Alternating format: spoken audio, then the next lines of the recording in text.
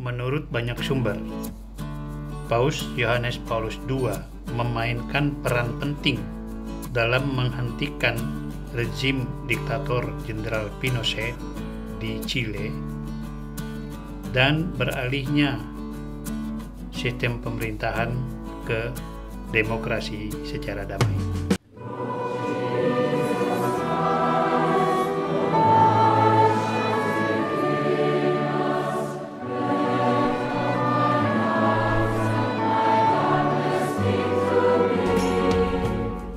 Jenderal Augusto Pinochet adalah salah satu diktator paling brutal di dunia. Dia memerintah sebagai presiden Chile selama 17 tahun.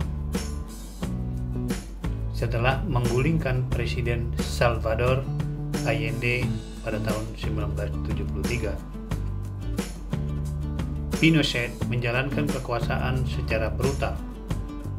Lawan-lawan politik dan pengkritik dihabisi, dipenjarakan, dan disiksa. Jumlah yang dibunuh atau dihilangkan mencapai lebih dari 3.000 orang. Rakyat menderita karena pelanggaran HAM dan ekonomi yang mandek, pengangguran mencapai 20%.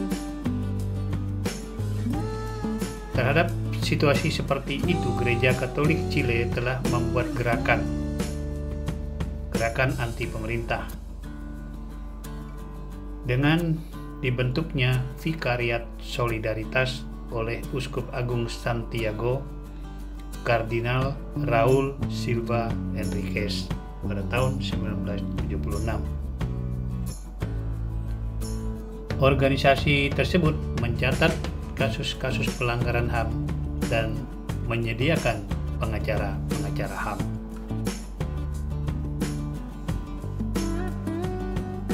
Kemudian muncullah Yohanes Paulus II sebagai Paus pada tahun 1978. Setahun kemudian, Sri Paus menyerukan supaya informasi mengenai kasus-kasus orang hilang dalam rezim diktator di Chile dan Argentina dibuka ke publik. 8 tahun kemudian, tepatnya pada 1-6 April 1987, Paus Yohanes Paulus II mengadakan kunjungan apostolik ke Chile.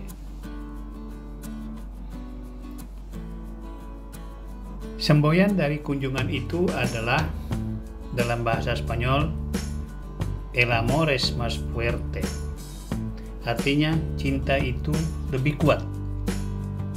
Love is stronger.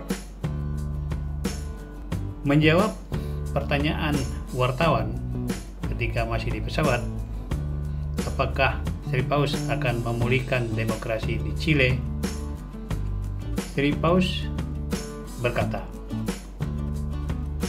"Saya bukan pewarta demokrasi, saya pewarta Injil. Dalam pesan Injil terkandunglah semua permasalahan hak asasi manusia. Dan jika demokrasi berarti hak asasi manusia, maka ia juga masuk dalam pesan gereja." Dalam pertemuan dengan Presiden Pinochet pada 2 April, sang jenderal bertanya kepada Sri Paus, "Mengapa gereja selalu berbicara tentang demokrasi? Satu metode pemerintahan sama saja dengan yang lain."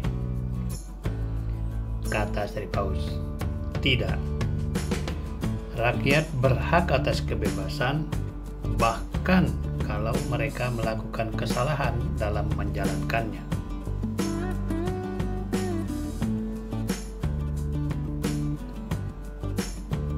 Beberapa waktu kemudian ternyata sang jenderal mengirim surat kepada Sri Paus, dan apa yang dikatakan oleh Sri Paus mengenai surat itu disampaikan oleh Monsignor Slawomir Oder, orang dekat Sri Paus. Bunyinya begini: saya mendapat surat dari Pinochet di mana dia menyatakan sebagai orang Katolik dia telah mendengarkan perkataan saya. Dia telah menerimanya dan telah memulai proses peralihan kepemimpinan di negara itu. Di Chile, Sri Paus juga menyempatkan diri untuk secara khusus menemui kaum muda di Estadio Nacional, dan Paus juga bertemu dengan korban kebrutalan militer yang wajahnya rusak bernama Carmen Gloria Quintana. Kepada anak muda itu, Sri Paus berpesan, bekerjalah untuk keadilan. Setelah bertemu dengan Jenderal Pinochet di Istana Kepresidenan, Sri Paus mengadakan pertemuan dengan tokoh-tokoh oposisi politik di kediaman Duta Besar Vatikan. Pertemuan itu tidak disukai oleh Pinochet, tetapi Paus menjadikannya syarat mutlak bagi kunjungannya ke Chile. Dalam pertemuan dengan Presiden Pinochet, terjadi sesuatu yang menjadi bahan kritik terhadap Sri Paus. Paus diajak naik ke balkon istana dan menyapa para pendukung fanatik dari Jenderal Pinochet. Para pengkritik menyebut peristiwa itu sebagai bentuk dukungan Sri Paus kepada rezim diktator tersebut. Tetapi Monsignor Roberto Tucci SY meyakinkan bahwa Sri Paus dikecoh atau ditipu oleh Pinochet. Akhirnya, Jenderal Pinochet menyelenggarakan pemungutan suara pada 5 Oktober 1988 untuk menentukan pilihan rakyat, mendukung rezimnya atau beralih ke demokrasi. Penetapan pemungutan suara mungkin sekali didorong oleh ketaatan kepada Paus Yohanes Paulus II sebagaimana dinyatakan di dalam suratnya kepada Sri Paus. Pinochet kalah dan meletakkan jabatan pada 10 Maret 1990. Peralihan kekuasaan berjalan secara damai.